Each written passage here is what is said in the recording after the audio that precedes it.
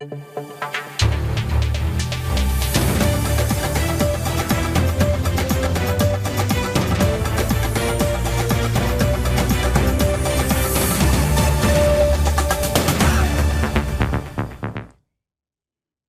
স্বাগত জানাচ্ছি আজকের সম্পাদকীয়তে। আমি জাফর সাদিক। বিএনপির স্থায়ী কমিটির সদস্য ডক্টর AZM জাহিদ হোসেন বলেছেন, কে কাকে লাল কার্ড দেখাবে তা ঠিক করবে জনগণ। জামায়াত ইসলামীর এক সমাবেশে বিএনপিকে লক্ষ্য করে হলুদ কার্ড ও লাল কার্ড দেখানোর প্রসঙ্গ তুলে এ মন্তব্য করেন তিনি। বিএনপি, জামাত থেকে শুরু করে এনসিপি সহ ক্ষমতার প্রতিযোগিতায় থাকা সব দলই রাজনীতির মাঠে পরস্পরের বিরুদ্ধে বাকযুদ্ধ জড়াচ্ছে। কিন্তু এই প্রতিযোগিতায় জনগণ কোথায়? তাদের কথা ভাবছে কারা? তাই কে কাকে লাল বা হলুদ কার্ড দেখাবে তার চেয়েও বড় প্রশ্ন, জনগণ আসলে কী পাবে? প্রাসঙ্গিক রাজনৈতিক বিভিন্ন বিষয় নিয়ে আজকে সম্পাদকীয় রাজনীতির লাল কার্ড। আর এ নিয়ে আলোচনা করতে আমাদের সঙ্গে স্টুডিওতে উপস্থিত আছেন অধ্যাপক ডক্টর এম সিদ্দিকুর রহমান খান, শিক্ষক, ঢাকা বিশ্ববিদ্যালয়, এবং রুহিন হোসেন প্রিন্স, সাধারণ সম্পাদক, বাংলাদেশের কমিউনিস্ট পার্টি।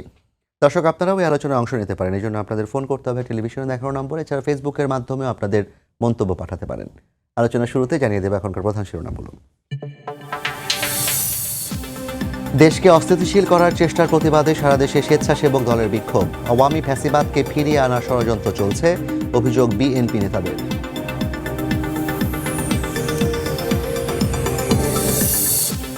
নতুন বাংলাদেশে সন্ত্রাস চাঁদাবাজির বিরুদ্ধে প্রতিরোধ গড়ে তোলার ডাক এনসিপির। ভোলায় জুলাই পদযাত্রা। মাফিয়া ব্যবস্থা বিলোপ করে ইনসাফ প্রতিষ্ঠার অঙ্গীকার।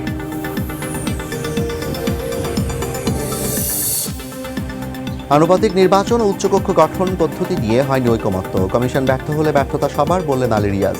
বলি সংস্কারে বাধা বিএনপি, অভিযোগ এনসিপি।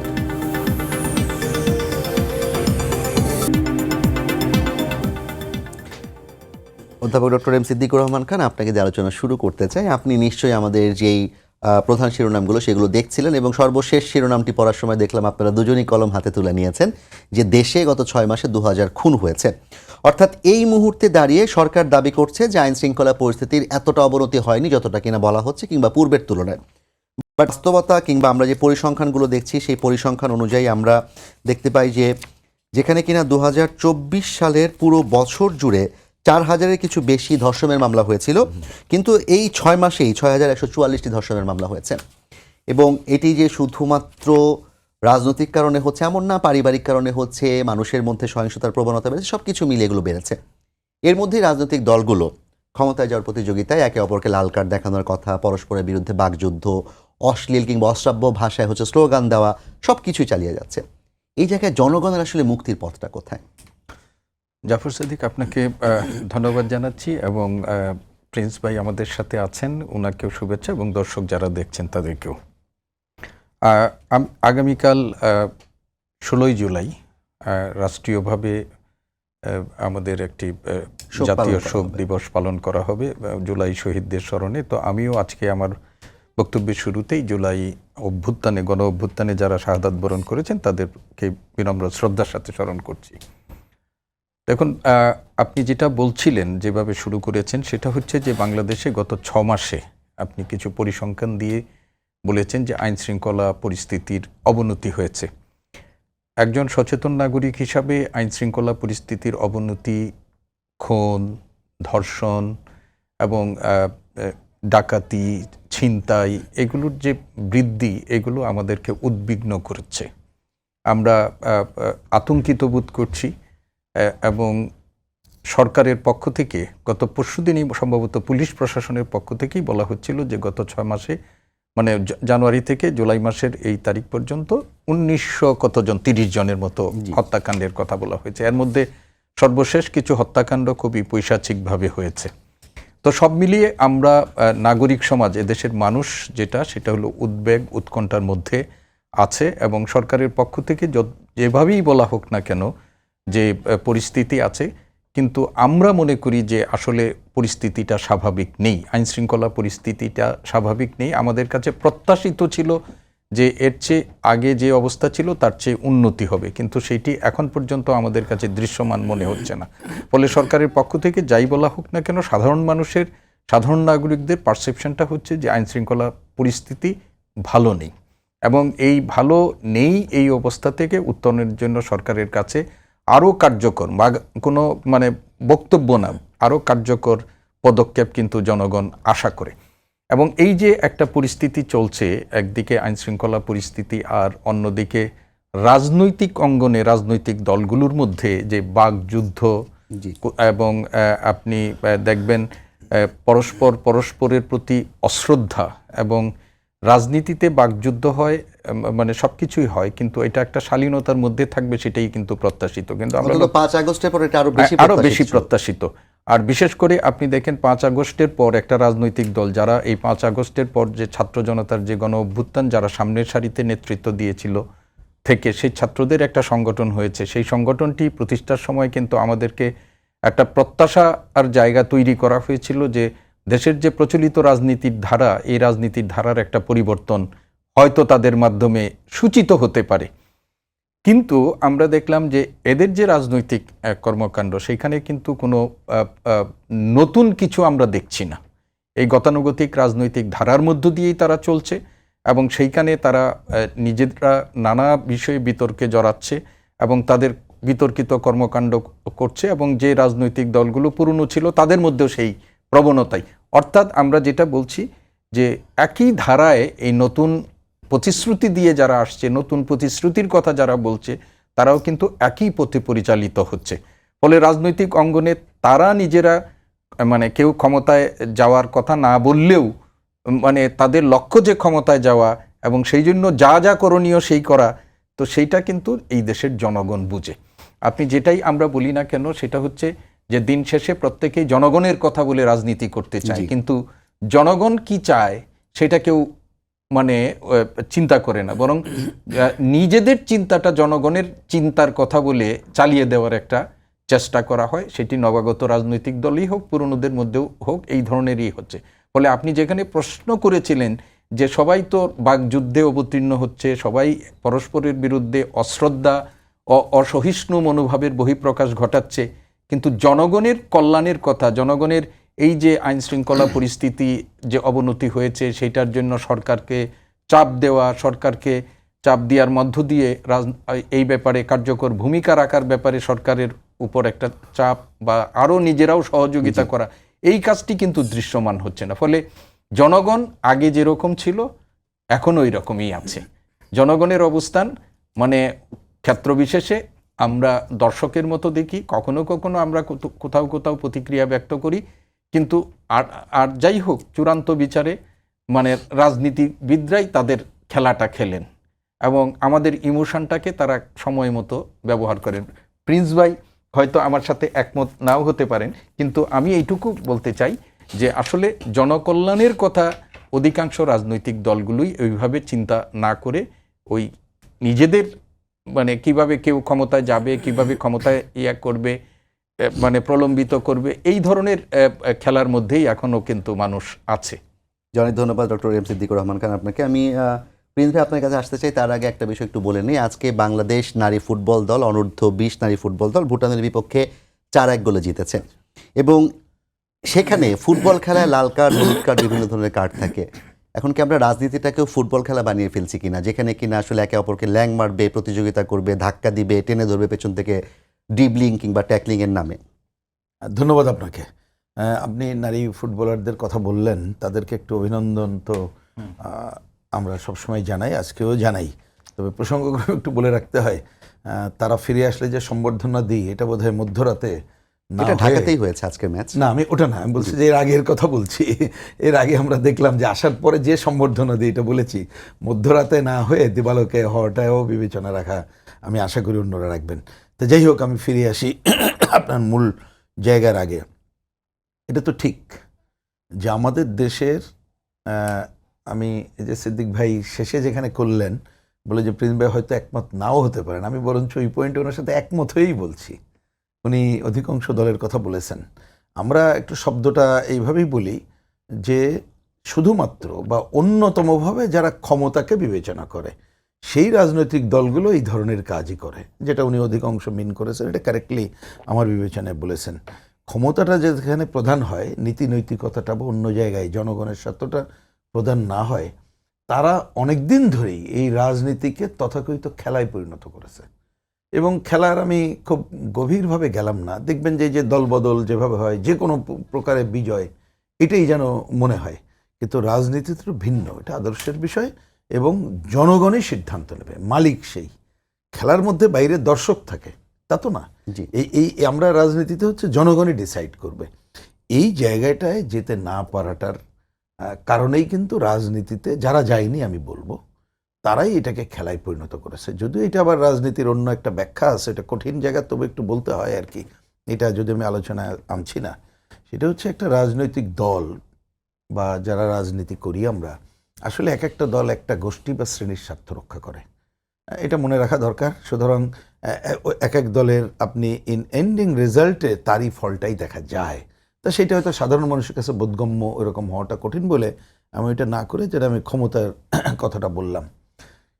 কিন্তু আমরা আশা করেছিলাম যে অন্ততপক্ষে গণ অভ্যুত্থানের পর, এইবার যে গণ অভ্যুত্থান হলো, আমি এটাই বলছি, এর আগেরটা তো বটেই, ধারাবাহিকতায় বলতেই হয়। আমরা আশা করেছিলাম অন্ততপক্ষে নির্বাচনের আগে হয়তো এই ধরনের ঘটনাটা ঘটবে না, ঘটলে অত দৃশ্যমান জায়গায় যাবে না।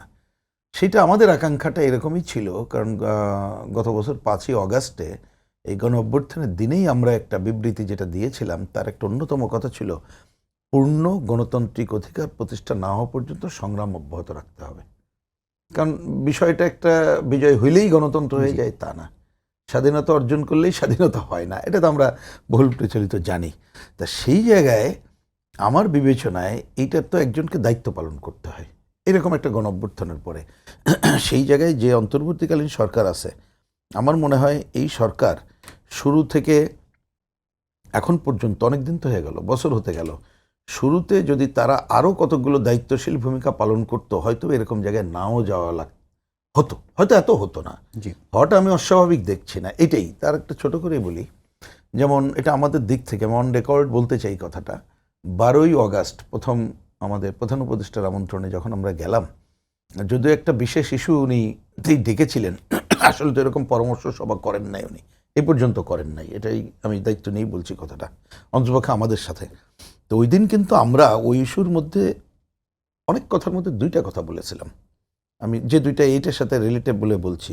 আমরা বলেছিলাম যে দেখেন, মনে রাখা দরকার এইবারের এই গণ আন্দোলনের মধ্য দিয়ে কোনো দল বা গোষ্ঠী বিজয়ী হয় নাই। সুতরাং আপনি শুরুতে আবার নানা পরিবর্তন ঘটাতে হবে। জি। তা শুরুতে যদি আপনি একটা প্রাথমিক হলে একটা নীতিমালা তৈরি যদি না করেন এবং দল নিরপেক্ষ ব্যক্তিরা যে জায়গায় আপনি পরিবর্তন করবেন সেখানে দল নিরপেক্ষ যোগ্য ব্যক্তিদের বসাতে হবে এবং একটা নির্মোহভাবে কাউকে কোথাও আধিপত্য বিস্তারের সুযোগ দেওয়া যাবে না। ন্যূনতম এই দুইটি কাজ যদি শুরুতে না করতে পারেন একটা সংকটে পড়ে যাবেন। তা আমি এই যে খেলার কথাটা বলা হচ্ছে, দেখবেন যে এই এতদিন কেন, তারপর থেকে বিভিন্ন জায়গায় অনেকে যেন এনজয় করতেছে, ক্ষমতার এনজয়, সে দখলদারিত্ব পাল্টা দখলদারিত্ব, আপনি ঘাট বলেন আর ডিসি অফিস বলেন আর অন্য জায়গায় বলেন আর সচিবালয় বলেন, এগুলো তো আপনাদের মাধ্যমে আরও জিনিসটা সামনে আসছে। তো এখন ধরেন যারা এনজয় করছে, এখন যে ক্ষমতা মানে জনগণের কাছে যেতে হবে, ভোট পেতে হবে, এবং ভোট পেলেই যদি আমাকে নির্বাচিত করলে আমি এনজয় কোড আনকোড হিসাবেই ব্যবহার করছি, যদি এনজয় বলে শব্দটা কারেক্ট না, তারপরে বোঝার জন্য বললাম। তা সেইটা না করে এমন জায়গায় চলে গেছে, আজকে তো দেখছি যখন মনে করছে যারা নির্বাচন হওয়ার আগেই যেন নির্বাচিত হওয়ার বিষয়। সুতরাং যার যেখানে টান পড়ছে সে তখন নিজেই আরও বেশি অ্যাগ্রেসিভ হচ্ছে, এবং যার জন্য আমরা এই যে রাজনীতির ময়দানে যে ঘটনাগুলো দেখছি, এবং আপনার মাধ্যমে শুনলাম যে এই আন্দোলনকারী শক্তিগুলোর মধ্যেও তারা আজকে লাল কার্ড নীল কার্ডের কথা বলছে। এইটা তো মোটেই কাঙ্ক্ষিত না। সুতরাং আমি দেখি সংকটটা ওই রকম একটা জায়গা থেকে তৈরি হয়েছে। তবে আমার বুঝটা হচ্ছে যে আমরা আশা করব যে বিশেষ করে আন্দোলনকারী শক্তিসমূহ আমরা অন্ততপক্ষে সহনশীল আচরণ করতে হবে, অন্ততপক্ষে একটা ভালো নির্বাচনের কাছে যাওয়ার সময়। নির্বাচনের সময় অবশ্যই সেটাও আমরা শালীনতা বজায় রেখে কার কি ইস্তেহার সেটা জনগণের কাছে তুলে ধরবো এবং জনগণকেই সিদ্ধান্ত নিতে হবে। যেমন আমরাও পরস্পর যখন কথা বলি, এই কথা কিন্তু আমরা বারবার বলছি, এবং আজকেও আপনাদের মাধ্যমে আমি পরিষ্কার করে আমাদের দলের পক্ষ থেকে বা বামপন্থীদের পক্ষ থেকে বলতে চাই, আমরা এই যে সংস্কার অনেক আলোচনার কথা আমরা শুনছি, হচ্ছে আলোচনা, আমরা কিন্তু বলি রাজনৈতিক দলগুলো কতগুলো জায়গায় তার আলাপ আলোচনা এগুলোর ক্ষেত্রে বলতে হবে। এবং আমি আপনাকে জাস্ট একটা রেফার করি, 90 সালে তো বহুল আলোচিত জি। 3 জোটের রূপরেখা আচরণবিধি কম আলোচিত হয়, কিন্তু অন্যতম ভিত্তি আচরণবিধি। আচরণবিধির অনেক পয়েন্ট আছে, আপনার এখানে অনেকবার বলেছে, আমি শেষ পয়েন্টটা বলি। ওইখানে কিন্তু একটা জায়গায় ছিল যে আমাদের মধ্যে পরস্পর যদি কোনো সংকট হয় তাহলে আলাপ আলোচনার মধ্য দিয়ে মীমাংসা করে। তো 90 সালে যেখানে আমরা সবাই, ওইখানে তো BNP, communist party, Awami League থেকে শুরু করে সবাই স্বাক্ষরে ছিলাম। তা এখন সেই 90-এর পরে এত বছরে আমরা তো দেখলাম কি পরিমাণ রক্তক্ষয়ী সংগ্রামের মধ্য দিয়ে এই ঘটনা ঘটে, মানে একটা গণঅভ্যুত্থান ঘটতে হলো। এবং এইটা কিন্তু মনে রাখা দরকার, আমরা যদি ন্যূনতম গণতন্ত্রের ধারা এবং মানুষের মধ্যে কতগুলো ডেভেলপমেন্ট না ঘটাইতে পারি, দেশ, আন্তর্জাতিক পরিস্থিতি, ভূরাজনৈতিক কারণ, নানা কারণে বাংলাদেশ কিন্তু আরও বড় সংকটে পড়ে যেতে পারে। তা সেই রকম একটা জায়গায় তো আমাদের ঐক্যবদ্ধতা জরুরি। সুতরাং নিশ্চয়ই যার যার রাজনীতি সেইটা আমরা করব, এটা করব। কিন্তু এইখানে আমি কতগুলো জায়গায় এটাও বলতে হয়, আমরা খুবই ক্ষোভ এবং দুঃখের সাথে লক্ষ্য করলাম, ওই যে বললাম দখলদারিত্ব, এনজয় করা, মানে ক্ষমতার জায়গাটা করা, এইটা করতে যেয়ে কতকগুলো জায়গায় চাপিয়ে দেওয়ার প্রবণতা বিভিন্ন জায়গায় কিন্তু দেখবেন লক্ষ্য করলাম, যে আমি যা বলছি এটাই জানা। তার মানে যে কর্তৃত্ববাদী স্বৈরাচারের অবসান ঘটানো হলো একই জিনিস। অনেক ঘটনা আমাদেরকে বলতে হয়েছে যে এইটাই তো দেখি ফ্যাসিবাদের প্রতিরূপী আমরা এখানে দেখতে পাচ্ছি। মানে আমি এটা জেনারেলাইজ করেই জিনিসটাকে যদি বলি, এইরকম ঘটনাগুলো ঘটছে। তা নিশ্চয়ই এটা রাজনৈতিক অঙ্গনে যার যার জায়গাগুলো দেখবো, আমরা দেখবো বলতে আমি আমার কথা বলছি না, সবার দেখা উচিত। না হলে যে ঘটনাটা ঘটবে, মানুষ এই যে বলি যে যারা শহীদের, আমরা তো এই যে মাস পালন করছি, জুলাই অগাস্টের অভ্যর্থনের মাস, যারা শহীদ হয়েছেন, যারা আহত হয়েছেন, তারা আছে, তারা দেখে তো ডুকরে কাঁদবেন। কিন্তু যে কোটি মানুষ, কোটি কোটি মানুষ যে একটা মানে বুক ভরা আকাঙ্ক্ষা নিয়ে এখানে অংশ নিল, তাহলে এই আকাঙ্ক্ষা যখন তার ধূলিসাৎ যদি হয়ে যায়, ওইটা কিন্তু কখনো পূরণ করা যাবে না। এই ক্ষতটাই হবে অন্যতম সংকট, যদি আমরা রাজনীতিকে, আমি আপনার ওইটা দিয়েই শেষ করি, এই লাল কার্ড নীল কার্ডের খেলায় রূপান্তরিত করি।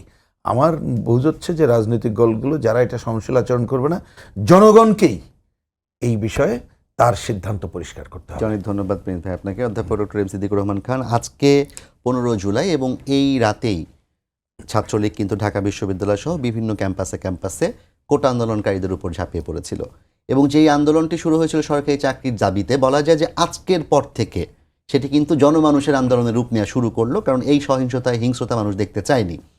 অথচ আমরা দেখলাম 5 আগস্ট হওয়ার 1 বছর পূর্তি না হতেই এই আন্দোলনের নেতৃত্বে কে, মাস্টার মাইন্ড কে, কাদের চাঁদায়, কাদের টাকা আন্দোলন হয়েছে, কারা খাইয়েছে আন্দোলনকারীদেরকে, কে বেশি মার খেয়েছে, কার জনবল বেশি ছিল, এগুলো নিয়ে রাজনৈতিক দলগুলোর প্রত্যেকে আলাদা আলাদা ন্যারেটিভ তৈরি করেছে এবং সবাই এটার ক্রেডিট নেওয়ার চেষ্টা করছে।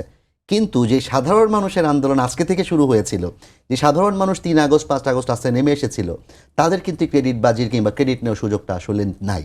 তাহলে এই রাজনৈতিক দলগুলো ক্রেডিট নেওয়ার যেই লক্ষ্য, সেই লক্ষ্যে আসলে জনগণ কোথায় থাকবে? দেখুন, একটু আগে যে প্রসঙ্গটি আমরা এটা আলোচনার পর আগে বলছি যে রাজনীতিতে হলুদ কার্ড লাল কার্ড দেখানোর, এটা কিন্তু এই ধরনের বাক্যের মানে প্রয়োগ এটাই প্রথম না। 2024 সালে জাহাঙ্গীর কবির নানক একটা সভায় বলেছিল, নির্বাচনের পরপর, জানুয়ারিতে নির্বাচন হলো, ফেব্রুয়ারির সম্ভবত প্রথম দিকে একবার বলেছিল যে বিএনপি গণতন্ত্রকে হত্যা করতে চেয়েছিল, কিন্তু জনগণ ব্যাপক মাত্রায় ভোটাধিকার প্রয়োগের মাধ্যমে বিএনপিকে লাল কার্ড প্রদর্শন করেছে। পরিণতি কি এটা আমরা দেখলাম। কিন্তু দুঃখজনক হলো যে আমাদের রাজনীতিতে এই যে মানে আমরা অন্ততপক্ষে প্রত্যাশা করেছিলাম যে 5 আগস্টের আগে যে দুর্দান্ত প্রতাপের সাথে যারা ফেসিস সরকার আমাদের উপর করেছিল, কিন্তু তাদের যে পরিণতি হয়েছে এখান থেকে কেউ শিক্ষা নেয় নাই। ফলে এই একই পথে হাঁটার একটা প্রবণতা রাজনীতিতে আমরা এখন লক্ষ্য করছি। তো এইটার পরিণতি কোনোটাই ভালো হবে না। উনি যেটা বলেছেন তার সাথে আমি সম্পূর্ণ একমত হয়ে বলছি যে এখনও সময় আছে এই জুলাই গণ অভ্যুত্থানে নেতৃত্ব দানকারী শক্তিগুলোকে বা এর সপক্ষ শক্তিগুলোকে একটা জায়গায় এসে ন্যূনতম দেশের বৃহত্তর স্বার্থে, তাদের রাজনৈতিক স্বার্থ তো বিবেচনা তারা করবেন, কিন্তু দেশের বৃহত্তম স্বার্থে তাদের একটা জায়গায় অন্তত পক্ষে ঐক্যবদ্ধ। এই যেটি আপনি বলছিলেন যে ঢাকা বিশ্ববিদ্যালয়ে 15 তারিখে দুপুরবেলায় প্রথম আক্রমণ হয় এবং রাতের বেলা সারা রাত ধরে বিভিন্ন হলে ছাত্রলীগ আক্রমণ করে বহু ছাত্রকে আহত করেছে, রক্তাক্ত করেছে, এবং এর মধ্য দিয়ে তারা প্রত্যাশা করেছিল, আশা করেছিল যে এর মধ্য দিয়ে বোধহয় আন্দোলনকে দমন করা যাবে। কিন্তু যখন এটি হলো না, ঢাকা বিশ্ববিদ্যালয় বন্ধ করে দেওয়া হলো, দেশের শিক্ষা প্রতিষ্ঠানগুলোকে বন্ধ করে দেওয়া হলো, কিন্তু দেখা গেল এই আন্দোলনটা বন্ধ করে এক জায়গায় ছিল, এটা সারা দেশে ছড়িয়ে দেওয়া হলো। এবং সেইখানে ছাত্ররা যদি মনে করে থাকে যে আমরাই একমাত্র শক্তি, কিন্তু এটি তাদের একটা ভুল বিবেচনা। তারা হয়তো সামনের দিকে ছিল, কিন্তু তাদের পেছনে একটা বিপুল পরিমাণ রাজনৈতিক শক্তি কাজ করেছে। এবং এই রাজনৈতিক শক্তির মধ্যে এখন যারা রাজনীতির মাঠে আছে, আমার ডান পাশে যারা আছেন, তারাও এখানে ছিলেন। আর বিপুল সংখ্যক সাধারণ মানুষ, সেটা গড়ের সাধারণ গৃহিণী থেকে শুরু করে একজন রিক্সাওয়ালা থেকে শুরু করে সবাই এখানে ছিল। কিন্তু দুর্ভাগ্যজনক যেটি হয় সেটি হচ্ছে যে এই আন্দোলনটিকে সফল করার জন্য, অভ্যুত্থানটিকে সফল করার জন্য যারা রক্ত দিয়েছে, যারা শহীদের তালিকা দেখলেই তো বোঝা যায় যে এরা কারা, এরা কারা, এটা কিন্তু বোঝা যায়। এরা কিন্তু আর কোথাও নেই। আজকে শহীদ পরিবারগুলোকে অভিমান করতে হয়, বিভিন্ন জায়গায় যেয়ে তাদের কথা বলতে হয়, আহতদেরকে বিভিন্ন জায়গায় যেয়ে তাদের ক্ষোভ প্রকাশ করতে হয়, নিজেদের পুনর্বাসনের দাবিতে তাদের হাত পেতে বসে থাকতে হয়। কিন্তু আমরা এই অভ্যুত্থানে যারা হয়েছে, সেইখানে আপনি যেটা বলেছেন, কে মাস্টার মাইন্ড, কে কত বেশি ত্যাগ করেছে, সেই কথা বলার আছে। আমরা যারা গত 15 বছর 16 বছর মানে ফেসিবাদের পতনের আগে যারা 16-17 বছর ধরে আপনাদের এখানে এসে ঝুঁকি নিয়ে আমরা কথা বলেছি, রাজপথে আমরা যারা দাঁড়িয়েছি, তারা কিন্তু আর এখন ওই নাই। 5 আগস্টে ঢাকা বিশ্ববিদ্যালয়ের যে শিক্ষকরা প্রথম কারফিউ ভঙ্গ করে পুলিশের রক্তচক্ষুকে, তাদের অবস্থান কোথায় নেই। কিন্তু সেই মানে বিশ্ববিদ্যালয়ের আমাদেরই অনেক সময় এখনো আমাদের শিক্ষার্থীদের কাছে শুনতে হয় যে মানে আমাদের কি ভূমিকা ছিল, এগুলো শুনতে হয়। তো এটা আমাদের জন্য দুঃখজনক। আমরা মনে করি যে এখনো সময় আছে, যারা রাজনীতিবিদ আছেন, বিশেষ করে যারা এই অভ্যুত্থানের নিজেদেরকে একমাত্র ধারক বাহক বলে মানে চিহ্নিত করতে চান, তারা পুরো বাস্তবতাটা উপলব্ধি করুন। 15ই জুলাই থেকে একটা বিশেষ পরিস্থিতি তৈরি হয়েছে, কিন্তু 15ই জুলাইয়ের আগ পর্যন্তও কিন্তু দীর্ঘ সময় ধরে এই লড়াই সংগ্রাম কিন্তু অনেকেই করেছেন। এবং সেই লড়াই সংগ্রামের পাটাতনে দাঁড়িয়ে চূড়ান্ত মুহূর্তে একটা অভ্যুত্থান সফল হয়েছে। এবং সেই অভ্যুত্থানে আমাদের দেশের ছাত্র সমাজ একটা সামনের সারিতে থেকে নেতৃত্ব দিয়েছেন। এটাও আমাদের রাজনীতিবিদদের স্বীকার করতে হবে, আবার ছাত্র সমাজকেও স্বীকার করতে হবে যে তাদের পেছনের শক্তি কিন্তু মানে রাজনৈতিক দল এবং তাদের সংগঠন, এবং সর্বোপরি দেশের আপামর জনসাধারণ, একজন গৃহিণী থেকে শুরু করে একজন সাধারণ শ্রমিক থেকে শুরু করে একটা 90-এর গণ অভ্যুত্থানে ওনারা সামনের সারিতে ছিলেন। গণ অভ্যুত্থান ছিল শহর কেন্দ্রিক, কিন্তু এইবারের যে গণ অভ্যুত্থান সেটা একেবারে মফস্বলেও কিন্তু এটার বিস্তার ঘটেছিল। তো ফলে এই দেশের মানুষ একটা জগদ্দল পাথরের মতো বসে থাকা যে মানে ফ্যাসিস্ট শক্তি, তাকে উৎখাত করার জন্য, দেশে গণতান্ত্রিক পরিস্থিতি তৈরি করার জন্য, নিজের ভোটাধিকারটা প্রয়োগ করার জন্য তারা কিন্তু নিঃস্বার্থভাবে, মানে নিঃস্বার্থ বলতে বলে কোনো রকমের মানে ইয়ার কথা চিন্তা না করে এই আন্দোলনের সাথে সম্পৃক্ত হয়েছিল। মা তার ছেলেকে এই আন্দোলনে পাঠিয়ে দিয়েছেন, বাবা তার ছেলেকে সাথে করে এই আন্দোলনের অংশগ্রহণ করেছেন। ফলে এদের আত্মত্যাগ, তাদের যে মানে ইয়াটা, সেটাকে যদি আমরা স্বীকার না করে এই মাস্টার মাইন্ড হিসাবে নিজেদেরকে কার কতটুকু করেন, কে মানে ফেসবুকের মানে প্রোফাইল লাল করার জন্য, কে কালো করার জন্য বলেছিলেন, এই বিতর্ক এই দেশের জনগণ ভালোভাবে নিচ্ছেন না। এবং এই বিতর্ক তৈরি করে জনগণকে মানে উপেক্ষা করার যে প্রবণতা তৈরি হয়েছে, সেটি রাজনীতিতে খুব ভালো না। আজকে যারা বলেছেন, যে একটু আগে ভাইও বলেছেন যে কথাটা, সেটা হচ্ছে যে চূড়ান্ত মুহূর্তে কিন্তু সিদ্ধান্ত জনগণ দিবে, এবং একটি অবাধ নিরপেক্ষ ভোটের মধ্য দিয়ে যদি মানে মানুষ তার ভোটাধিকার প্রয়োগ করতে পারে, তাহলে সেই রায় যেটি আসবে সেটি কিন্তু চূড়ান্ত হবে। আপনি দেখেন 70 সালের আগে 54 সালের নির্বাচন, এই অঞ্চলের মানুষ কিন্তু নীরব ব্যালট বিপ্লব ঘটিয়ে দিয়েছিল। পাকিস্তানিরা চিন্তাও করতে পারে নাই, শাসক গোষ্ঠী এবং এইখানে তাদের যারা দোসর ছিলেন তারা চিন্তাও করতে পারেন নাই যে ভোটের ফলাফলটা কি হয়ে যাবে। তো ফলে জনগণের অন্তত একবার লাল কার্ড হলুদ কার্ড দেখানোর ক্ষমতা জনগণের আছে এবং সাধারণ মানুষের আছে, এবং রাজনীতিবিদরা বাগাড়ম্বর করার আগে এই জনগণকে যদি মাথায় না রাখেন, তাহলে ফল ভালো হবে না। অনেক ধন্যবাদ আপনাকে। প্রিন্স ভাই, যেটা উনি শেষ করলেন বাগাড়ম্বর, এগুলো কি আসলেই এই রাজনৈতিক দলগুলো কিংবা তাদের নেতারা মিন করেই বলেন, নাকি রাজনৈতিক কৌশল হিসেবে বাগাড়ম্বর হিসেবে ব্যবহার করেন তারা আসলে? না, আমাকে যদি বলেন ধরেন ম্যান টু ম্যান হয়তো অ্যাপ্রোচের ডিফারেন্ট থাকে, কিন্তু সেটা তো আলোচনা না, আমরা একটু কংক্রিটভাবে বা মোটা দাগে আলোচনা করছি। সেক্ষেত্রে হয় আমাদের বিবেচনায় যে লক্ষ্যটা কি, আমি যে কোনোভাবে অ্যাচিভ করব। অ্যাচিভ করতে গেলে ধরেন হেঁটে কারোর সাথে আমি পাল্লা দিয়ে হেঁটে তো বিজয়ী হওয়ার কথা, কিভাবে করব এবং আমি উন্নততর হেঁটে কিভাবে হব। কিন্তু যখন যে কোনো যেন তেন প্রকারে বিজয়ী হতে গেলে ল্যাংলুং মারার যে বিষয় থাকে, তো এইখানে হয়ে গেছে এটাই একটা বড় সমস্যা হয় বলেই আমার কাছে বিবেচনা হয়। আর আমি শুরুতে যেটা বলেছি, একটা রাজনৈতিক দল তার লক্ষ্য কি তার উপরে কিন্তু নির্ভর করবে, সে কি একটা ঠিক হেঁটেই হাঁটা প্রতিযোগিতায় প্রধান হবে, না যাওয়ার পথে এই ধরনের কতকগুলো ফাউল জায়গায় যেয়ে করবে। এই কারণে হয়, যার জন্যই তো কতগুলো রুল রেগুলেশন অন্তত পক্ষে ঠিক করা হয় যাতে ওই পথে যাওয়ার, তা সেই জন্য হচ্ছে না। কিন্তু এই জায়গায় আমি একটু অন্য আলোচনা একটু পার্ট নিই। সেটা হচ্ছে যে আলোচনাটা আপনি আগে আমাদের স্যারকে করলেন, এইটা বোধহয় একটু আমাদেরকে সবাই মিলে একটু ফিরে দেখা দরকার। যে আন্দোলন, তার বিজয় এবং তার ক্রেডিট, এই বিষয়টা ক্রেডিট তো দেবে জনগণ। 69-এর গণ অভ্যুত্থান থেকে শুরু করে আপনি পরে 90, এগুলো ঠিক। এবং ওই 90-এর একটা কথা বললেন, এটা খুবই কারেক্টলি বলেছেন আমার বিবেচনায়, যে 90-এ যখন আমরা গণ অভ্যুত্থানটা সংগঠিত করলাম তখন কিন্তু আন্দোলনটা নগর এবং অন্য জায়গায় ছিল। কিন্তু একটু মনে রাখা দরকার, কথাটা আমি এই জন্য বলছি, 87-এ যখন নূর হোসেন টিটোরা জীবন দিল, ওই সময় কিন্তু একটা ব্যাপক ভিত্তি ছিল। এবং এরপরও 90-এর সময় আপনার মনে রাখা দরকার, ছাত্র সংগ্রাম পরিষদ থেকে যুব সংগ্রাম পরিষদ পর্যন্ত তাদেরও 10 দফা ছিল। শ্রমিক অন্যদের তো ছিলই, নারীদের প্রকৃতির আন্দোলন, মানে এই যে টোটাল আন্দোলনের যে রাজনৈতিক রূপ, তার কিন্তু একটা দৃষ্টিভঙ্গিটা সামনে ছিল। আমি ফেলিওর নিয়ে এখন আলোচনা করছি না, এইবারের আন্দোলনে যেটা ঘটলো এই জায়গাটা তো আমরা যথাযথভাবে পারি নাই। আমি একটু যখন ওই আপনি 15 এবার আন্দোলনের 9 দফায় কিন্তু আসলে ওই আগের ঘটনার বিচার এগুলোই ছিল, Yes, এইটাই। ভোটাধিকার রাজনীতি এগুলো ছিল না। এবং এইটা তো হয়েছে ওই যে গোষ্ঠী যারা সামনে ছিল তাদের। কিন্তু আমি বোঝার জন্য বলছি, দেখেন তার আগে দীর্ঘদিন ধরে আমরা যে এক যুগেরও বেশি সময় ধরে আন্দোলন করলাম, হ্যাঁ আন্দোলনে যার জোটগতভাবে বিএনপি তার মতো করেছে, আমরা বামপন্থীরা আমাদের মতো করেছি, এবং যার অবস্থান রেখে। আমি জাস্ট একটু ছোট্ট করে আমাদের একটা মনে হচ্ছিল বলে বলি, দেখেন ওই আপনি যেটা বললেন এটা খুবই ঠিক বলছেন, যে ওই যে ছাত্রদের উপরে একদিকে অপমান করা এবং যেভাবে নিষ্পেষণ করলো, ওই দিনই কিন্তু পুরো জিনিসটাই মানুষের মনোজগৎটাকে অন্য জায়গায় নিয়ে আসলো।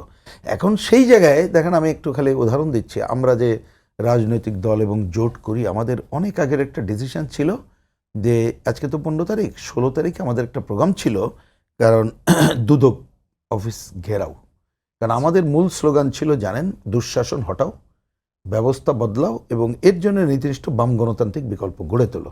আমরা এই স্লোগানে, কারণ এই কর্তৃত্ববাদী হাসিনা সরকারকে অ্যাটাক করব, কিন্তু দুর্নীতি দুঃশাসন অন্য পয়েন্টকে সামনে, এটা কিন্তু ছিল প্রেস রিলিজও 15 তারিখে দিয়ে দিয়েছি আমরা। কিন্তু 15 তারিখে রাতের ঘটনার পরেই আমরা ডিসাইড করি ওই প্রোগ্রাম চেঞ্জ করে প্রেস ক্লাবের জমায়েত ঠিক আছে, কিন্তু রাজপথে বিক্ষোভে রূপান্তরিত। আমরা কিন্তু আর দুদকে গেলাম না, এবং এই 15 তারিখের পরেই তো লাগাতার প্রোগ্রাম করে, এবং তখন আলটিমেটলি এটাকে চলে গেল শেষ মুহূর্তে এসে এক দফার জায়গাটায়, বাস্তব কারণে এটা চলে গেল। তার মানে মানুষের ওই জায়গায় গেলেও যারা আন্দোলনের সামনে থাকলো বা এটা ছিল, তারা যদি একটু পার্ট আমরা নেই, আমি ছাত্রবন্ধু অন্যদেরকে বলি, এবং যদি জনতার স্বার্থ বিবেচনা না করি তাহলে ভুল করব। আমি এই কারণে কথাটাকে একটু জোর দিচ্ছি আপনার কথা এবং ওনার কথায়, যে তাইলে এই আন্দোলনের নায়ক ছিল তো সাধারণ মানুষ, নায়ক কিন্তু সবাই, এমনকি মুক্তিযুদ্ধ আমরা হয়তো অনেক সময় কৃতিত্ব নিয়েছি এবং কাউকে মহিমান্বিত করেছি, কিন্তু জনযুদ্ধ ছিল। এমনকি 90 ধারাবাহিকতা তো অনেক পুরনো, কিন্তু যখন মিলন ভাই মারা গেলেন তখন চেহারা স্ফুলিঙ্গ হয়ে গেল, অন্য বিষয় হলো। তার আগেও কিন্তু ঘটনা ঘটলো। তো এই যে কথাটাকে আমার মনে হয় যে এই মাসে আমরা এই আলোচনাটা আরও জরুরিভাবে করা দরকার। জনগণই ছিল নায়ক, জনগণ কি হিসাব পাচ্ছে সেটাই দেখার বিষয়, এবং সেই কাজ না করলেই আলটিমেটলি আমরা খুব ভালো কিছু করতে পারবো না। মানলেন, আমি একটা প্রশ্ন অনেকক্ষণ ধরে মাথায় ঘুরছে।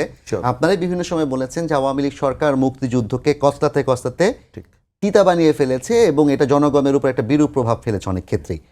আজকে আমরা দেখছি যে গতকাল থেকেই শুরু হয়েছে, শোক দিবস পালন হবে, সেই সময়ের ঘটনাগুলোকে রিক্রিয়েট করা হচ্ছে। জাহাঙ্গীরনগরে দেখলাম যে ভিসির বাসা ঘেরাও করার যেই ঘটনা, সেটাকে রিক্রিয়েট করা হচ্ছে। গতকালকে ঢাকা বিশ্ববিদ্যালয়ে ছাত্রীরা হল থেকে বেরিয়ে আসা রিক্রিয়েট করা হয়েছে। তুমি কে আমি কে রাজাকার কে বলেছে স্বৈরাচার রিক্রিয়েট করা হয়েছে, এগুলো কি আসলে একটু বেশি মনে হয় আপনার কাছে, না এগুলো Of course, স্বাভাবিক? একটু না, আমি এটা আমার বুঝ থেকে বলি অনেক বেশি, এবং এটা ক্ষতিকর হচ্ছে। ওইদিকে ওইটা আপনি ওর সাথে একটু জুড়ে নেই আমি, ওইদিকে ওইটাও যেমন ক্ষতিকর, আওয়ামী লীগের সময় মুক্তিযুদ্ধকে যেমন ব্যবহার করে ওটা করেছে, আর একটা দেখবেন উন্নয়ন গীত গাইতে গাইতে মানুষ করেনি। আর আমরা কিন্তু আর একটা গীতও আছে, মানে ওইটার সাথে সংস্কার গীত। এই জায়গাগুলো আমাদের সবাই যদি এখনো সচেতন না হই, তাহলে কিন্তু এটা খুবই আমাদের জন্য এটা ক্ষতিকর হবে। আমাদের জন্য কিন্তু আমি জনগণকে মিন করে বলছি, জনগণের যে আকাঙ্ক্ষা, আমি একটু আগে এর আগের পার্টে বলেছি, আপনি ওই আকাঙ্ক্ষার বিবেচনা এটা করতে হবে, এবং সেটাও করছি দেখবেন ওইখানে ছোট গোষ্ঠী এটা স্বার্থে। আরেকটা কথা আমি খালি তুলে রাখি, এগুলো আপনি সহ আরও যারা এগুলো ভালো করে বিবেচনাটা আনতে হবে। আমাদের এই তরুণ প্রজন্মের অসম্ভব পজিটিভ কাজ আছে, অসম্ভব উদ্ভাবনী শক্তি, অসম্ভব চিন্তা চেতনার দিক অনেক পজিটিভ আছে, কিন্তু একটু বাদ বিচার করে হুটহাট করে কিছু না করে যে বিবেচনা মানে আগালে তার পদক্ষেপগুলো ভালো হয় না অনেক সময়। এইটা কিন্তু একটু বিবেচনা করতে হবে, না হলে আখেরে এই ফল খারাপ হবে, এবং আমরা যাদেরকে পরাভূত করলাম তারাই কিন্তু এইটাকে অন্যভাবে ব্যবহার করার সুযোগ পাবে। আর একটা জিনিসও এখন দেশের স্বার্থে, হয়তো আলোচনার এখন সময় আমি তো পাবো না, দরকারও নাই, পরে করা যাবে। এটা মনে রাখতে হবে, আমরা ঠিক যে সময় এই ধরনের একটা আন্দোলনের মধ্য দিয়ে গণঅভ্যুত্থান গণতন্ত্রের পথে যাত্রা করছি, তখন কেউ তো মনে রাখতে হবে আমার আশপাশে বিরুদ্ধে শক্তি আছে, ভেতরে বাইরে, এমনকি ভূরাজনৈতিক কারণে দুনিয়ার পরিবেশটাও তো বিবেচনা রাখতে। আপনি দেখছেন না, উগ্রপন্থীদের উদ্ভাত, জাতীয়তাবাদী বলেন, আপনি সাম্প্রদায়িক শক্তি বলেন, আধিপত্যবাদীর প্রতিষ্ঠান বলেন, যুদ্ধবিগ্রহ বলেন, তাহলে এই যে নানা ধরনের অপশক্তি তার নিজের স্বার্থে যখন ব্যবহার করবে, বাংলাদেশ কিন্তু ভূরাজনৈতিক কারণে একটা কঠিন জায়গায় আছে, যেটা আমাদেরকে এই ধরনের ঘটনাবলী, এই ধরনের অপশক্তিকে একটা সুযোগ করে দিতে পারে। ধন্যবাদ প্রিন্স ভাই, আপনার কাছে শেষে আমি আবার আসবো। ডক্টর এম সিদ্দিকুর রহমান খান, আপনাকে আমি এবার একটু ভিন্ন প্রসঙ্গে যেতে চাই, যদি আপনি চান রিক্রিয়েশন নিয়ে কথা বলতে পারেন। তো ভিন্ন প্রসঙ্গটা হচ্ছে, আপনি প্রসঙ্গটা তুলেছিলেন যে অবাধ নিরপেক্ষ নির্বাচন হলে জনগণের হাতে অন্তত একবার কার্ড দেখানোর সুযোগ আসে। আপনি কি মনে করছেন এখন যে অবস্থায় আছে, এই অবস্থায় একটা অবাধ নিরপেক্ষ নির্বাচন করা সম্ভব বর্তমান সরকারের দ্বারা? দেখুন, গতকাল বা পরশু ইলেকশন কমিশনের পক্ষ থেকে একটা বক্তব্য এসেছে, তারা আইন শৃঙ্খলা পরিস্থিতিটাকে চ্যালেঞ্জ মনে করছেন, কিন্তু তারপরেও তারা মনে করছেন যে আইন শৃঙ্খলা পরিস্থিতির এই চ্যালেঞ্জ সত্ত্বেও একটা নিরপেক্ষ সুষ্ঠু নির্বাচন উপহার দেওয়া সম্ভব, আয়োজন করার সক্ষমতা তাদের আছে। আমরা এর উপর আস্থা রাখতে চাই।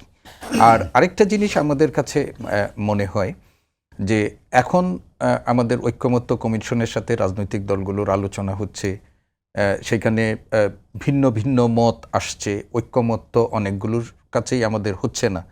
কিন্তু আমরা যদি মোটামুটিভাবে একটা জায়গায় যেতে পারি, বা ঐক্যমত্য কমিশনের মাধ্যমে যদি মিনিমাম আমরা একটা সমঝোতার মধ্য দিয়ে, একটা সনদ ঘোষণার মধ্য দিয়ে যদি আমরা এই বিষয়টি নিষ্পত্তি করতে পারি, তাহলে কিন্তু নির্বাচন পূর্ববর্তী সময়ে রাজনৈতিক ক্ষেত্রে এখন যত অস্থিরতা চলছে এর কিছুটা মানে হবে। আরেকটা হলো যে নির্বাচনের সামনে যখন নির্বাচন আসবে, তখন রাজনৈতিক দলগুলো নির্বাচন কেন্দ্রিক তাদের যে প্রস্তুতি নিয়ে যখন হবে, এখন যেটা নিজেদের শক্তি প্রদর্শনের এক ধরনের মানে প্রচেষ্টা চলছে রাজনীতিতে, সেগুলোরও কিছু পরিবর্তন হবে বলে আমার মনে হয়। এবং একটা নির্বাচন করার জন্য সকলেই যখন উন্মুখ হয়ে আছে, সেই ক্ষেত্রে রাজনৈতিক দলগুলোও নির্বাচনী আবহ যখন শুরু হবে, আমার মনে হয় আইনশৃঙ্খলা পরিস্থিতির উন্নতির জন্য আরও অন্য ধরনের মেজার হবে, অন্য ধরনের ব্যবস্থাপনা হবে।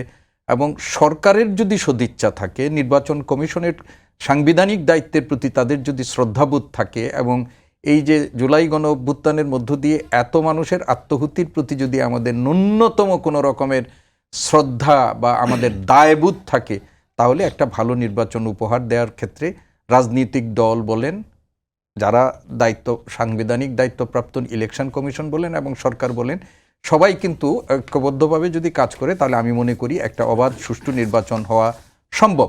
এবং সেটি যদি না হয়, একটু আগে উনি যেটা বলেছিলেন, আমিও আবার পুনরাবৃত্তি করব যে বাংলাদেশ আমাদের একটা বিপদে পড়বে। তিউনিসিয়াতে আরব বসন্তের সূচনা হয়েছিল তিউনিসিয়াতে, সেই তিউনিসিয়াতে এই সংস্কারের নামে, সংবিধান সংস্কারের নামে এমন একটা পরিস্থিতি তৈরি করা হয়েছে, 10 বছরে 10 খান সরকারের উত্থান পতন ঘটে গেছে।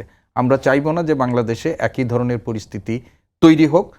মানুষ যে আকাঙ্ক্ষা নিয়ে নিজের জীবন উৎসর্গ করেছে সেইটার জন্য অন্ততপক্ষে রাজনৈতিক দলগুলো ওনারা অব্যাহত আলোচনার মধ্যে দিয়ে আছেন এবং আমরা বলছি, অন্যরা বলছেন, জনগণের মনের কথাটাও তারা উপলব্ধি করবেন এবং দিন শেষে আমরা চাই তাদের মধ্যে একটা সমঝোতা, মিনিমাম সমঝোতা হলেও হয়ে একটা অবাধ নির্বাচনের ব্যাপারে সরকারকে সহযোগিতা করবে, ইলেকশন কমিশনকে সহযোগিতা করবে, তারপরে এই দেশের জনগণ তার ক্ষমতা প্রয়োগের মধ্য দিয়ে যাকে নির্বাচিত করবে তারাই ক্ষমতায় আসবে।